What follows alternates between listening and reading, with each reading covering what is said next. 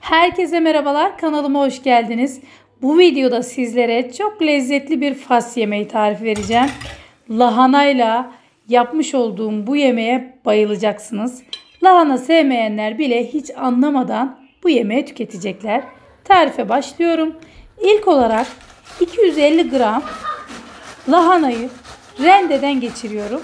Lahana rendelenir mi demeyin, gayet de güzel rendeleniyor. Kenarında kalanları da bu şekilde sonradan tekrar rendeden geçiriyorum.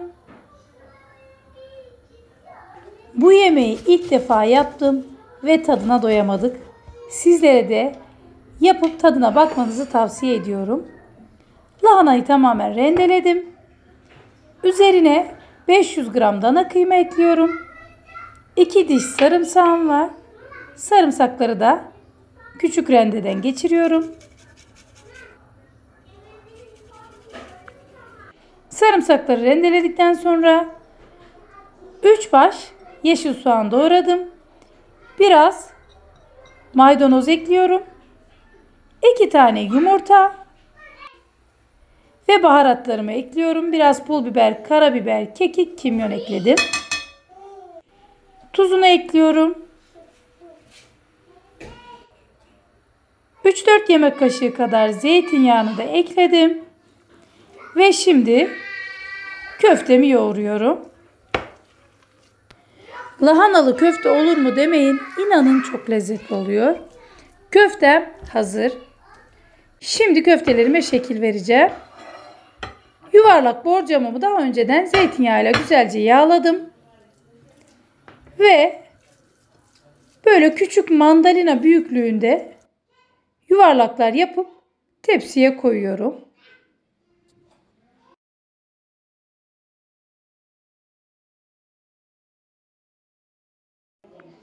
Tekrar yaptım. Elimde bu şekilde yuvarlayıp koyuyorum. Köftelerimin hepsini koyduktan sonra ortalarını bu şekilde havuz gibi açıyorum.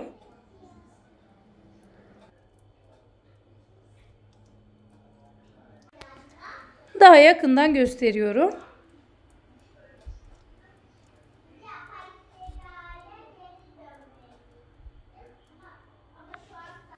Köftelerimi hazırladım.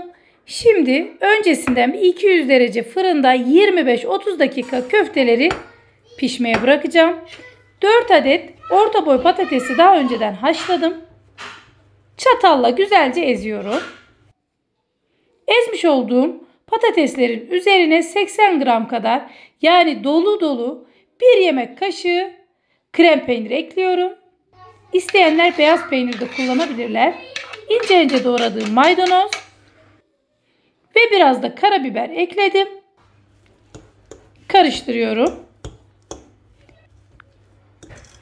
İsteyenler biraz tuz da ekleyebilir. Peynir tuzlu olduğu için ben tuz kullanmıyorum. Şimdi üzerinin sosunu hazırlıyorum. Böyle 1 tatlı kaşığı kadar domates salçası ve 1 tatlı kaşığı kadar da biber salçası ekledim. 5-6 yemek kaşığı da zeytinyağı ekliyorum. Biraz pul biber. Öncelikle bunları karıştıracağım. Ve salçalarımı biraz suyla incelteceğim. Bu aşamada ılık su kullanın.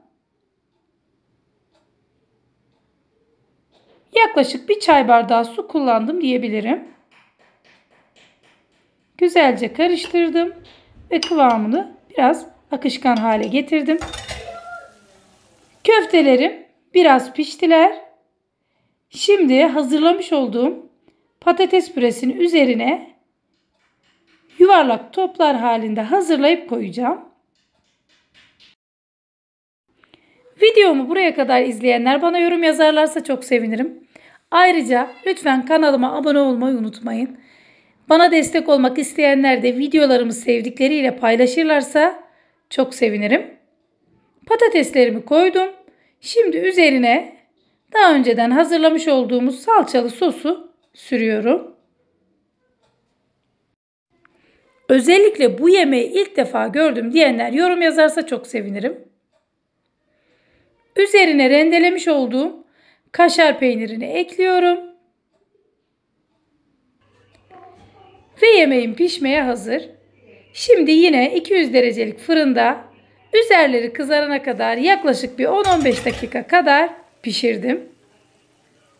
Mis gibi kokuyor. Ayrıca çok lezzetli görünüyor. İnanın ben de tadına bakmak için sabırsızlanıyorum. Şimdi servis tabağına alıp sizlere daha yakından göstereceğim. Ve Tuğçe de sizler için lezzetine bakacak. Servis tabağına koydum. Daha yakından bakabilirsiniz. Patatesiyle, lahanasıyla, etiyle gerçekten mükemmel bir lezzet. Çok güzel olmuş. Tuğçe'den de onayı aldık. Sizler de mutlaka deneyin, lezzetine bakın ve bana yorumlarınızı yazın lütfen. Yine güzel bir videonun sonuna geldik. Videomu izlediğiniz için çok teşekkür ediyorum. Yeni videoda görüşmek dileğiyle. Hoşça kalın. Afiyetle kalın.